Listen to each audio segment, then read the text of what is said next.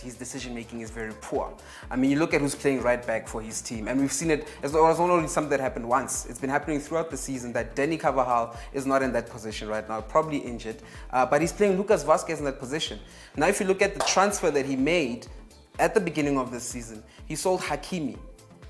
Who was supposed to play in the position? Ashraf Hakimi, yeah, who could have actually played in the right back position, because he did play in that position for Borussia Dortmund last season, and he did impress. I mean, he did impress, and a lot of people who play FIFA, they know him. They know how good he is. You know, they know how much of a potential he is. I mean, he's one of the starters for his national team as well. So he's a very trusted player, and for him to sell a player of that caliber and play with a right winger in that position, disappointing. Well, at times it's not really the coach who sells the players, the sporting directors that do so. So we'll have to find out exactly who's making the decisions in terms of the transfers at Real Madrid. But for now, let me take you to the website so we can look at exactly what me and Obinos are talking about. Obinos is already at Real Madrid versus Shakhtar. As you can see, half-time it was 0-0. Real Madrid was still in this game. Full time it ended at 2-0, guys. 2-0. And let's scroll down through the event so I can show you that it was not a fluke. I mean, he had to take Benzema off, he had to take Rodrigo off, he had to take off Martin Odegaard, put on Isco, an old horse trying to get back on his feet. And as you can see, the first goal coming from Shakhtar in the 57th minute. Let's go up and see where the second goal came from. So we can see, look at that. It came on in the 82nd minute. And let's go down to the teams. I want to see who exactly was tasked from Real Madrid's perspective to play in this game. So Real Madrid, please. We don't need to zoom out. Just click on the Real Madrid side so we can see who the name of the players are. As you can see, Thibaut Courtois, Obinos did say on the weekend that he made a couple of mistakes, and come midweek, he's conceded 2 goals again. Lucas Vazquez, a forward, playing in a defensive role. Look, Varane, Nacho. I feel like Nacho at Real Madrid has been seen as a developing centre-back for the longest time, and putting him there doesn't make him a fully fledged centre-back, because he's 28. He's been a third, fourth choice centre-back, but now he's thrown in there. And then Ferland Mendy also in there. Luka Modric, Toni Kroos, that's an old midfield. That's you trying to run a V12 from 2005. It's not really a V12 anymore. Come on, guys. A few cylinders are gone there. As you can see, Martin Odegaard in there, Rodrigo, Karim Benzema, and Marcus Asensio. I mean, Asensio was one of those players in that treble-winning Champions League run that was coming off the bench to rest some of the bigger names. He was the one having to play midweek, on the weekend, so that Ronaldo can rest, so that Ronaldo can play midweek. So now he's been put into a role where we expect you, and look at the jersey number he's wearing. He's wearing Bale's jersey number. Bale is not even comfortable yet at Tottenham Hotspurs, and you're already wearing his jersey. That jersey is heavy, chief. Bale got there, won the Copa del Rey. What you say? Let's go up to the groups. I wanna just see where Real Madrid ends up in this situation, because at this point in time, we know the biggest topic comes for where Real Madrid sit right now in the group. Let's find Real Madrid's group so we can quickly. I know Tata's downstairs laughing. He's just like, and I thought my team was bad. At least me are qualified for the last 16. Look at this. Mönchengladbach. Now, when this group started, when this group was announced, Real Madrid, Inter, Shakhtar, Mönchengladbach. All we knew was that those 2 teams at the bottom. You're not seeing it wrong. Number 3 and number 4 were going to be at number 1, number 2. But now this group, I feel like these teams think that whoever's at number 4 is going through, or whoever's at number 3 is going through, but you're not seeing it wrong. Look at the points. Mönchengladbach is sitting on 8 points. Shakhtar on 7. Real Madrid on 7. Real Madrid on a goal difference of 0, my friends. 0. While the team above them, Shakhtar, is on -7. And why is it like this? Because of the head-to-head. And basically what goes on there is that Shakhtar beat them away. Yeah, and home. And home. So, man, Real Madrid, what's going on? Shakhtar beat you away and home. 3-2. 2-0. So that's the group that I want to talk about. Obino, talk to me about, do you think Real Madrid is going to win the Europa League? Do you think that Sevilla and Real Madrid... No, but that's where the conversation is now. Is Real Madrid going to win the Europa League? Because Sevilla is definitely going for the Champions League. So somebody from Spain needs to continue the legacy and take the Europa League with both hands. Obino, is Real Madrid going for the Europa League title? Look, at this point, with the players they have, like I've been saying, they can't be trying to compete with Rodrigo up front and Vinicius Jr. No, you can't compete like that. Those aren't the players that are going to make you win the trophies you've won. You're forgetting that they have Hazard, they have Benzema. Did Hazard forget that he's at Real Madrid as well? Because he's barely there. No, he got injured for 28 minutes, after 28 minutes of play. Imagine. So you paid that much money for a player who's going to be on the field for 28 minutes on one game and score 2 goals in other games. And come on, I mean, Real Madrid aren't looking good right now. They're not looking good at all. I mean, I was watching that game against Shakhtar, and you find Benzema doing the job for Rodrigo. Benzema crossing in the ball. Who's going to header the ball in there? Benzema should be in the middle, not Asensio. I mean, not Asensio or Rodrigo. You know what I'm saying? So this basically goes back to the point that I've been making to Real Madrid fans forever. You can't build a team around Benzema. Meaning they're going to win Europa. You will take 5 seasons, you will win Europa. You guys will definitely get Europa because even the league is running away from you. Atletico Madrid looking like they're highly possible champions this year if Real Sociedad slip up. They're already 2 games in hand and just 3 points behind Sociedad. So they are looking more like champions than Real Madrid is in their own La Liga. And don't forget, Real Madrid are La Liga champions because Barca last season was not in the greatest of moods. So let's see how the rest of the groups pan out. As we can see, Bayern Munich sitting top of the table as we expected. No L's whatsoever. 4 wins, 1 draw, 16 goals scored, 5 goals conceded, goal difference sitting at 11. I love reading those stats about Bayern Munich because they're as you can see, Salzburg scoring 10 goals and conceding 15. So that for them is pointless. You can't score double-digit goals in this group and not get the points. Because as you can see, Atletico Madrid scoring half what Salzburg has scored, but they're sitting there at number 2 with 6 points. So this group is still a bit open. Bayern Munich very far, very far. Lokomotiv Moscow also in there with a chance if they get themselves a win and Atletico Madrid doesn't get it. They might also be going to the Europa League just to go fight with their neighbors, Real Madrid. As you can see, Manchester City already qualified, 13 points. They also have 4 wins, 1 draw. And look at that, 10 goals scored, 1 goal conceded. Obi knows, I believe that, when Pep made that statement when he said, look, I'm focusing on the Champions League, he wasn't lying. I mean, if you want to go 5 games in the Champions League, only concede 1 goal, but I say that too premature because look at his opponents. Porto, Olympiacos, Marseille. So it's an excuse. Obi knows, I believe it's an excuse. Let's go down. Liverpool yesterday fielded a young goalkeeper by the name of Keller. Carlsberg, one of the sponsors of Liverpool, gave him the man of the match because of the saves he made in that side. I mean, for him to bench Adrian. You understand that Adrian is now the 3rd choice goalkeeper behind this young man. Why are you speaking like Adrian is an Oblak or something? No, but also, do you understand that with all his experience, he's being benched by a young Keller, and Keller in that position did a great job, and Liverpool kept a clean sheet and scored that 1 goal. And guys, Curtis Jones had beautiful chances at the goal, but his goal. Onana made a big mistake there, but what can we say? The goal had to come from somewhere. Atalanta sitting at number 2 with 8 points, and Ajax sitting at number 3 with 7 points. So they play each other in the next round, so no one can get maximum points from that. I mean, not both of them can get maximum points. So between the 2 of them, one must die. One must die. Do you see why I also said last week that loss for Liverpool against Atalanta was not a big drop in the water? I mean, it was just let's pass by. It was making the number 2, number 3 position very interesting, basically. Chelsea have already qualified along Sevilla with that group that's just a wealth gap. As you can see, 10 points. If we don't need to discuss that. Dortmund and Lazio sitting on 9 points, 8 points respectively. Let's go down to Group G so we can wrap this up. Barcelona, Juventus. Barcelona sitting on just 12 points. They haven't played their 5th game. Juventus as well. As you know, all these games are taking place today. Man United, PSG, Leipzig, and Istanbul, Besiktas wrap up the group. So basically, make sure to join us on Friday when we come and talk about what happened in the Champions League, as we'll be wrapping up, preparing for the weekend, and talking about the fixtures that will be taken on respectively in the leagues. So that's all we got for you for the Champions League. All I'm saying is go to more_sports TV. Tell us, is Real Madrid a Europa League champions come 2021? Or will they find a way to wiggle themselves out of that position? For me, I'm saying, let's start saying, okay, Sevilla, Real Madrid, swap roles. Well, I have to take a break, and when we come back, we'll have our guest with us, so don't go anywhere. You're watching More Sports. Superbets is bigger than ever with Global Bet Virtual Games. A first for Mzansi. Exclusive to Superbets. Win up to 500 tower on Premier Virtual Disky, basketball, camel racing, supercars, horse racing, Super 6, spin and win, and more. Join our Global Bet community of winners. Sign up now to claim your free 50 Rand bet. Visit superbets.co.za and bet with the biggest. Cece, why so jealous? Just SMS Super TV to 30978 and get lucky yourself. Big dog status, I'm a big dog vet. I pull up on the block in a big Corvette. I am super. I am new. I am daring and spontaneous. I make my dreams come true. I am super creative. I am created to create. I am a gamer, a super fan, a spectator, a couch coach. I take opportunity. Blues, but I see correct. I am responsible. I am a place of joy, a place of hope, a game changer.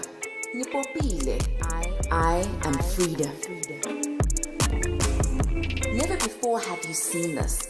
A winner despite the odds. Strus God, uzokwala. No Gilignora, stands, Sama Supa.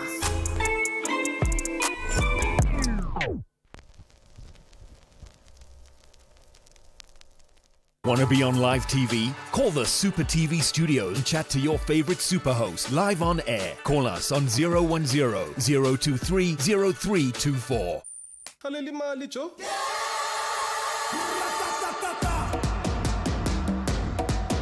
Now ungapopa with Super Bets. Simply SMS Super TV to 30978 and start playing.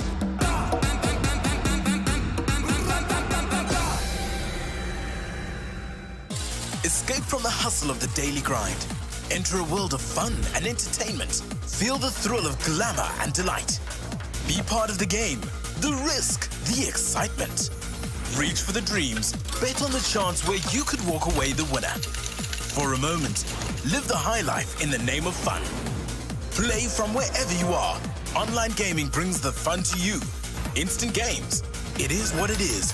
Super Bets.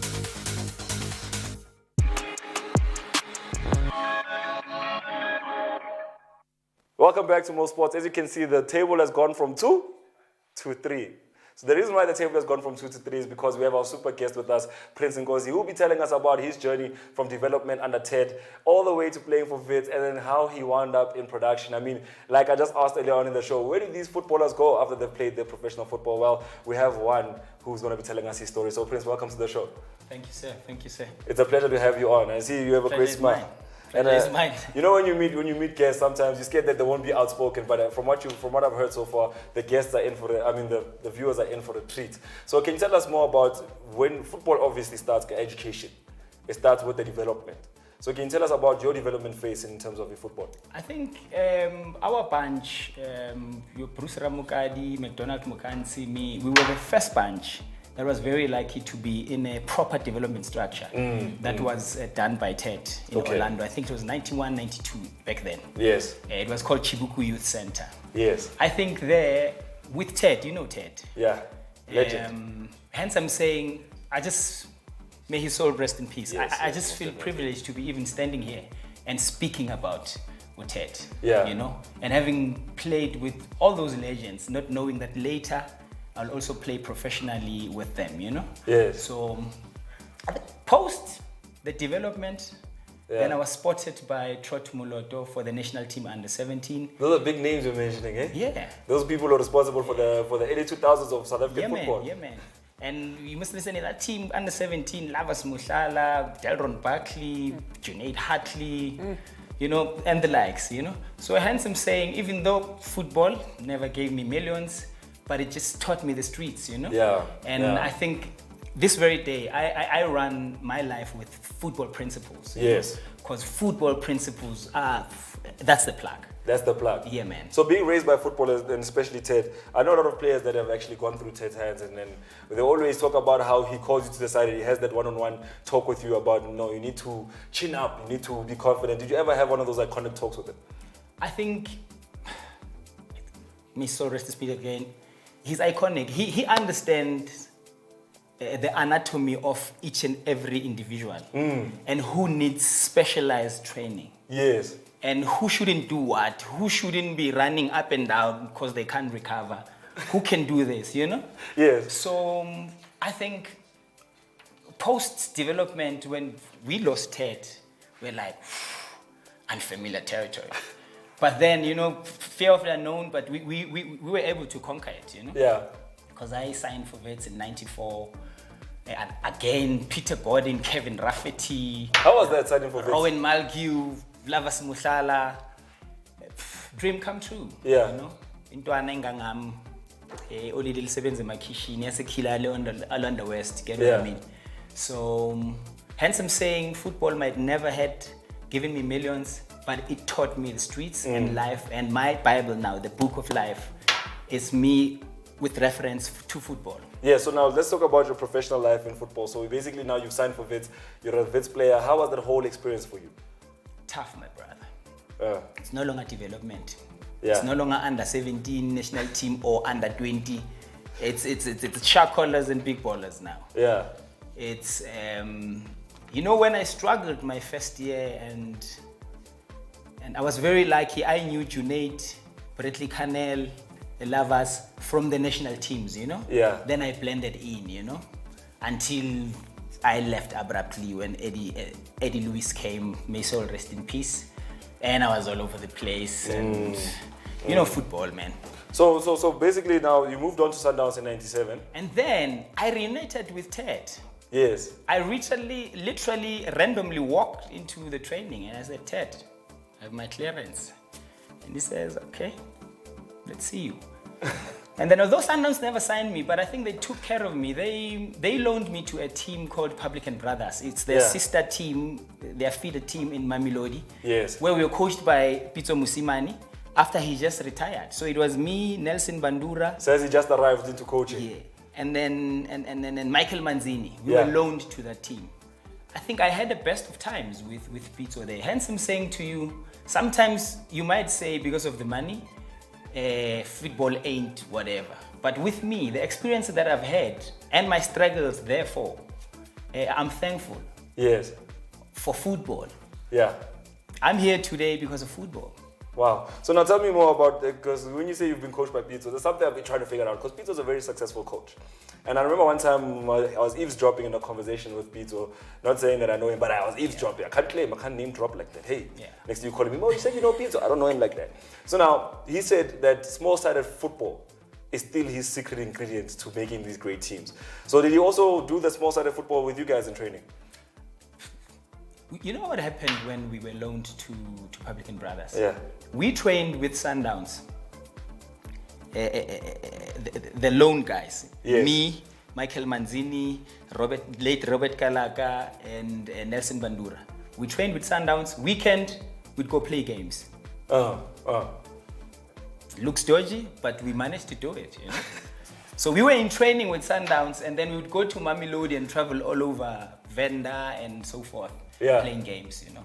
Yeah. So I would say I've had my best moments in football at Sundowns. Yes. And on the loan that I had at Publican Brothers. All right, so most definitely, one last question before I go on to the break. So, having been coached by Pitso so early in his coaching career, did you see him going on to do all these amazing things he's doing today? He's always been international. I was very lucky to, when I came at Sundowns, that team had Augustine Makalakalani, Pitso Musimani, Rafael Chuku, Page Mahlangu, the late Soli Petla, the late Joas Moholehwa, Michael Shata, Lavas, Henry McCobb, Linda Buthelezi, and the likes. So hence I'm saying to you, I'm just grateful, man. I just wish that every young football player can just enjoy the moment, you know, regardless of whatever is going on in your career. You're not liked there, who doesn't like you, but just enjoy the moment, you know. Yes, because most definitely these things go away so quickly, and if you're not in the moment, you're looking over the horizon.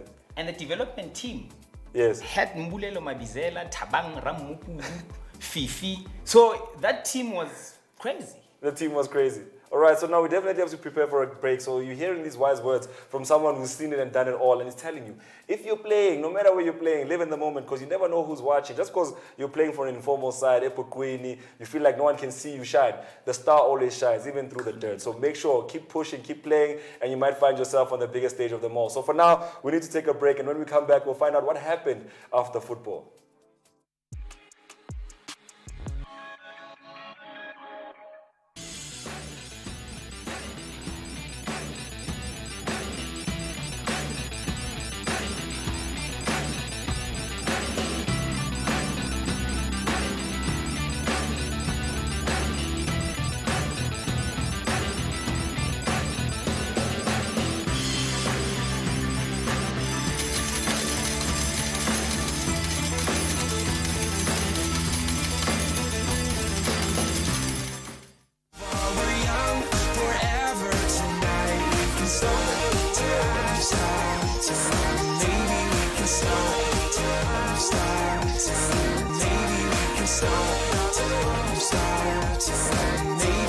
can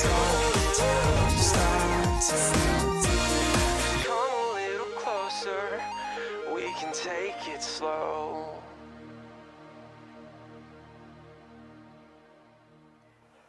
Well, welcome back to More Sports. We're definitely in conversation with Prince, and he's giving us the lowdown on what it takes to be a footballer. But for now, we need to talk about what happens post-football, because in South Africa, we have a culture of having footballers that were great. And once they leave the limelight of the sports channels, basically when they leave the pitch, we tend to forget about them, and we tend to now wonder, where have they been? So I wanted to know from you, after football, dust is settled, you're no longer a footballer, why didn't you go into coaching? Why did you choose another route? You must understand my situation post-football. I'm one of those boys that kind of never did well in terms of the bar that I've set for myself. Yes. You know? Yes. And the money thereof I wanted to make and get into things, you know? But I enjoyed. So post-football, I was pissed. Didn't even watch football, and unemployment. Yeah. Ne-unemployment phela u-understand kuye-diskini awuspani uyile yo nayilebe iphethe ibhek kuyenzakalani ngayo le nto layo ifuna i-strength le thing le ifuna ube strong ekasi Yeah. kuthi hey ndoda uzophelelaphi. Yeah, yeah, you understand? Yes. So post-football, the truth, my brother, is only the strong survive. If you don't have a backup plan, yeah, and know where's the opportunity, you know? Yeah. So then how did production comes knocking at your door? You know, because post-football, you play football socially, you know? Or indoor, those kind of things. Yeah, so that's funny how you say that, because guys, if you want to play football with a football legend, let me tell you a secret. No one's listening. Go play football indoor. Somewhere you'll bump into a legend. That's how I actually met Bosu Somatlang, who I played with Bokavan Sibeko through that. A lot of the legends that I've met in terms of football, that's where I met them, on the pitch, playing indoor.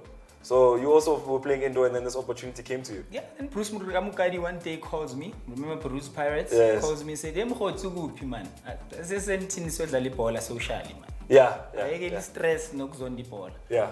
There, I hooked up with people in the media, and I started being back on the road. You get what I mean? I'm back in things and meeting people. And the next thing somebody says to me, hey, let me plug you in at ETV. Just go there. There's an internship, but you are 35. There is no internship for a 35-year-old. Never too late. But you know what? Go there. You are smart. Plug in. You know. I went there.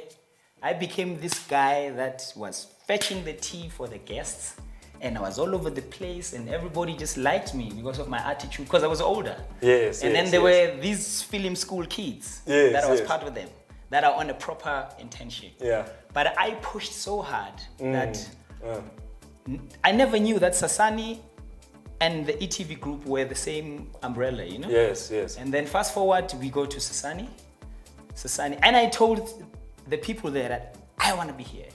Like, hey, you're too ambitious. Yes, you know? yes. And fast forward, ETV takes me there. I'm there on another internship. Imagine, 35-year-old. Going from internship to internship. Yeah. But I was deployed at Isidingo, and I did so well. And I think it was never even the full 7 months or 6 months of internship. Then, Eileen took me in. Then I was under Sasani, but deployed at Isidingo. Wow. For 6 years. What a journey. Yeah, it was a beautiful journey. What a journey. So when Isidingo had to come to an abrupt end, how did you guys deal with that? Wow, my brother. Then this thing comes back again. Post-football, is it Production? Production? For us people in the media, post-production means something different, totally different. But so that then became post-production, and that was around COVID-19 and all that. You must understand, prior to that, SABC people come and they're like, January, what's kaput, the show is over. We're canning the show, you know? Wow. The show is over. Okay, little money is still there. The show is over, but you are warm. Yeah. Then while I'm gigging, there and there, COVID hits. My brother, wow. Football has never been this bad to me. Like this phase that just came from. Yes. But through resilience and again, using the same football principles. What you learned Like I on the told pitch. you that my life, I run my life with football principles. you Yeah. know. Football principle number one, it's a team sport. Everything's a team sport. I mean, even here at most sports, it's a team sport. Just because you see our faces on the screen doesn't mean we do all of this on our own. We have a bunch of people that dedicate hours you wouldn't believe into making this a reality. So it is a team sport. Speaking of team sport, Obi knows I know you have a question for the man. So come on, hit the floor and tell us what would you like to ask the man? Well, since you did spend the time at Mamelodi Sundowns, by the time when you were still at Mamelodi Sundowns, it was not owned by Patrice Motsepe at this time. Yeah, It was the Chickless family. Chickless family. Yeah. Take me back to that time, because at the moment, the current president of Mamelodi Sundowns, which is Patrice Motsepe, he's trying to go for the CAF presidency. So I don't know if you're aware that the person who's about to take over, if he does win, is actually Dr. Rejoice Sibilani, who has been part of the Ubuntu Foundation at Mamelodi Sundowns. She has done a lot of things for Mamelodi Sundowns. So taking it back to the time when the leadership, they had a female leadership there, comparing to the time with Patrice Motsepe, what can Sundowns supporters be looking forward to? I think with a president like Motsepe, the sky is the limit, man. You know? like the slogan. I think his vision speaks for itself. You get what I mean? I think the team is in good hands. It has been in good hands, even now post Beto. And I just think wherever he goes, he'll do a sterling job. You know? Yeah. So in terms of Mamelodi Sundowns being led by a woman, does that bring anything to your mind as well? Like football, as you know, South Feminine Africa. touch, man. There's women The emotional touch. They put a feminine touch into things. And the team that I was loaned to, Publican Brothers, was also run by Maria Kotrulis, which is a woman. So I've been in that care where there's been feminine touch. All right, so beautiful, Obinos. Thank you for the questions. Now it's time, like I promised you before the show, I'm going to show you through the SuperBets website, and maybe just after this, you might have to go from our competitors to come join us. Yes, I said it. So now let's go onto the website and see basically what I'm talking about. So Obinos, please take us to the website. So this is how the website looks. You can look right behind me over my shoulder. That's the main website. So as you can see, on the far left, you have a whole bar with a whole bunch of games you can play. This includes games, live roulette, China. Let's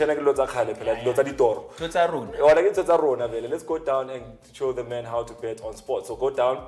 So virtual sports is a whole different ballgame, but I'll show you that off the scenes. So you see it says soccer specials, UEFA. So where it says UEFA Champs, because UEFA Champions League is taking place midweek, we're going to go there most definitely. Let's click on that and let's go to UEFA Champions League. It's going to ask you if you want to bet on the winners or the games. We say you want to bet on the winners because when you say the winner, you want to bet on who's going to win the overall tournament. Yeah. We just want the games. Let's go to games, Obi knows.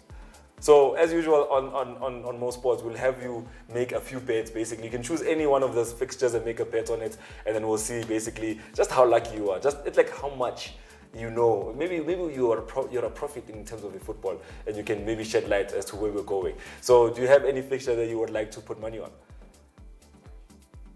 I mean, look at the concentration. It's just he's in there. He wants to see the right fixture. Club Brugge, Zenit Petersburg. Okay, let's go Zenit St. Petersburg and Club Brugge. So which one? It's home away. It's a home away or a draw.